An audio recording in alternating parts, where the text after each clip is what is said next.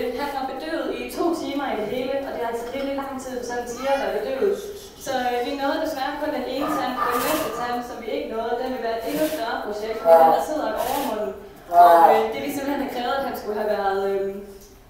skulle have været bedøvet i meget længere tid, og det turde vi simpelthen ikke. Nu ser vi igen, at jeg kan få gjort det her, uden at han spiser den.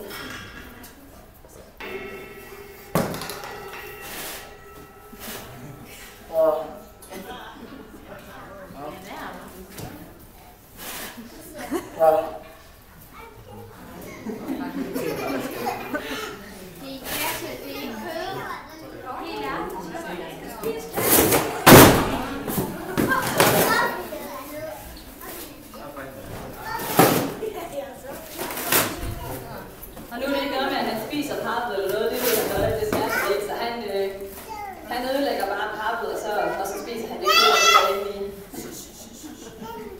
Men jeg synes, vi lige skal prøve det.